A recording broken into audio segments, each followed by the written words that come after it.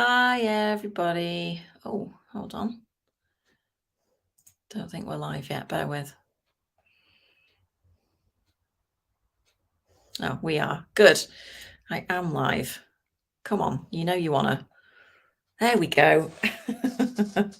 Oh, my goodness. So, come on in and let me know if you're catching me live, if you're around. It would be lovely to see you. Likewise, if you're catching the replay, it would be great to see you too. Let me know that you caught this with a little hashtag replay. It kind of is the Daily Tap, and it kind of is a bit of an announcement at the same time. So yeah, it would be good to catch up with you. Let me know where you're joining me from. I am actually Muttley is on his back. Look at that silly boy. I'm casting this onto my personal page and onto the business page and onto YouTube, I think. So we'll see who's around. Come on and let me know where you're joining from. Where you're joining me from? What's the weather like? How you feeling? What's the crack? No pun intended. Because, like the title of this says, I flipping knew it. I have a fractured shoulder. I knew it. I felt it go when I fell. For those of you who don't know the news yet, I had a fall because I'm of a certain age. Just shuffling cards one-handed is harder than you think. Had a fall at the weekend. Literally not a drop of alcohol in me. 10 minutes into a visit into Hull Town City Centre, and I slipped on some stupid cobbles, went flying, fractured my shoulder, and there we are. And so I suspected that was the case. I felt it crunch, and I'm absolutely right that it is fractured. So that is delightful. And what that means is I have to keep it still for at least the next 10 days. It's a undisplaced fracture, so all the bits are where they should be. And it just means that it's going to hurt for a little while, but it should heal properly, which is good news. The only thing is, I was told to do these little exercises, hang my arm over the chair and do little teeny tiny little exercises, like letting my arm go in a circle and then a little pendulum. Turns out I shouldn't have been doing those either, which is nice. So I'm back. I've got my sling on. I am, basically not to do anything now. No lifting, no driving, can't type, all the rest of it. Can't shuffle apparently either, which is always nice. But I just thought I'd come on and give you an update because so many of you are, that's nice. So many of you were, asking me and stuff like that. And it's not the end of the world. There's plenty of people out there worse off than me right now. There's lots going on, in the world. So I'm not making this a huge deal, but I just wanted to let you know that was the case. So what I am going to ask for is your understanding and your patience while I am on a little bit of a go slow, because I can't do everything as fast as I was able to. And although, there's ways of working around it, sometimes it means that things are a little bit delayed. It should, however, be fine for the next intake of my Starling method. So if you were thinking about training in EFT with me, then we start on the 30th of May, which again is a new moon. All of my launches now are new moon based. So what I'm going to do, and what I wanted to come on and tell you about, I've pulled a card and we're going to do a daily tap.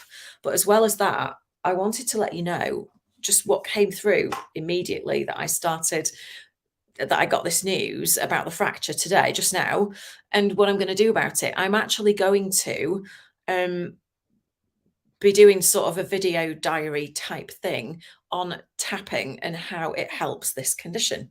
So, tapping in and of itself probably won't mend a bone, but it's very, very good for pain, for the emotional issues around it, for diagnosis shock, for things like that. And so I'm going to do that, not for any reason other than I'll be doing it anyway. And for some of you, it might be useful to know, how to do things like that. And if you're, kind of on the fence about practitionership, then maybe it'll help you make a decision as to whether you want to train in it, right? You can do it along with me.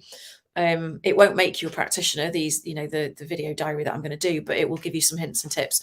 So anyway, without further ado, the card that fell out of the pack today was Your Soul Shines. Isn't that a pretty card? It's a beautiful color. It's kind of the same hue as my top, which is really nice. Your Soul Shines. Now, obviously, with only one good hand, I cannot hold the card up and hold the book at the same time. So bear with me. We are number 34. And we're going to have a look at what this says. I really do like this deck. Again, it's the Sacred Creators Oracle by Chris Ann. It's a really lovely deck. She's the lady that does the Muse Tarot and the Light Seers Tarot, which a lot of you will know. I really, really love. And this card, it talks about, I'm listening, it talks about connecting with Source. It's an opening of the seventh or the crown chakra, allowing your soul to shine in the mundane. It's about consistent practice. It's about cleaning things up for some positive feng shui. It's about happiness and a bright outcome. Okay. So I just love this. And it says, underneath the smog of a difficult day or the impatience of a frustrating situation, your soul is there doing its thing, shining. It may require some buffing and polishing of the exterior, and you may need to do some habit busting to sense it. You may need to expose your raw and tender underbelly to pinpoint it, especially if your shine is hiding under a few thickened layers of hard knocks or self-destructive lifestyle. Sometimes we have our perspective so shifted that we can't see this shine in others, or worse still, we can't feel it in ourselves. Know that it's with you, bringing magic to the mundane, because we are all connected to source energy and to cosmic grace. Your soul is always there, just shining through your flaws and your secrets. It's lovingly pushing through your insecurities and any positive affirmations you're working on, even the ones that aren't working yet. And it's so proud of you. No matter where you're at, you are loved from the inside, from the soul side out. Decide to open up your connection to its ascension and get out of your own way by trusting that your brilliant soul will radiate peace in every room you walk into. You have that choice. It's waiting patiently for you to ask, because it will lead whenever you're ready. What a gorgeous, I mean, it's quite emotional. It's quite an emotional post and card for me. Obviously, given what's going on for me personally, and also some things that are going on around me for people that I love. But that is a really beautiful message. For those of you just joining, it's called Soul, Your Soul Shines, this card. Okay, so we're going to do a little bit of tapping now, just to see how that feels. Hold on. Just doing the daily tap. Excuse me, one of my best friends just messaging me there. So yeah, we're going to do some tapping and see how it feels. Now, obviously, you can tap with one hand. If you're new to this, then just tap where I tap, say what I say, and see how you feel. And I'm going to use partly what's in the book and partly just whatever comes to me. Okay, so it's a pain trying to get the book folded down so that you can see. Okay, are you ready? So take 2 fingers and we start on the inner eyebrow point. So just here. Underneath the smog of a difficult day. Hi to everyone who's just joining. Outside of the eye, or the impatience of a frustrating situation. Under the eye, I choose to know that my soul is there doing its thing. Under the nose, it may require some buffing and polishing of the exterior. Chin, but it's there shining anyway. Collarbones, so follow your collarbones in. When you get to those knobbly bits, drop down about 1 inch, just tap there. Wherever there have been hard knocks or self-destructive lifestyle habits. Underneath the arm, 3 to 4 inches down the side of the body where the bra strap would be. I choose to forgive myself completely.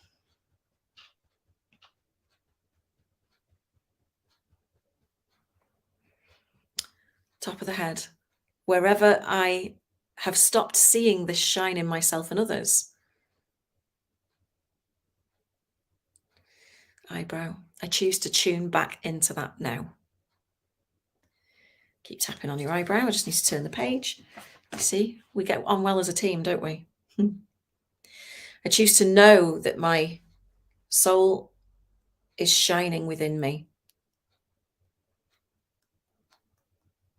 bringing magic to the mundane.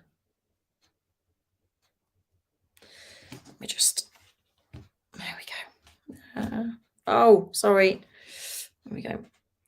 Because we are all connected to source energy and cosmic grace. Collarbones. My soul is always there. Under the arm. Just shining through my flaws and secrets.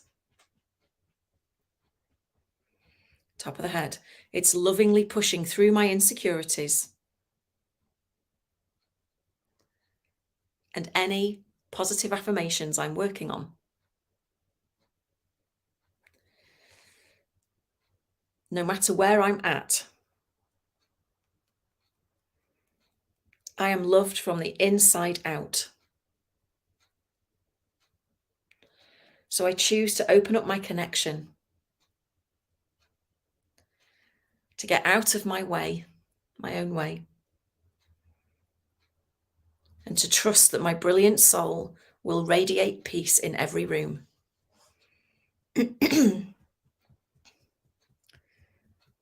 I have that choice. And my soul is waiting patiently for me to ask, because it will lead whenever I'm ready. Okay, and then just take a nice deep breath with your hand over your heart. Just let that sink in. Your soul shines. So there's a couple of questions for you in this book that you can journal on, or you can think about. And it says, love more, laugh more, smile more. How can you bring this shine into the everyday? Small acts of kindness can change lives. How can you do more outreach? Volunteering. What acts of service can you share?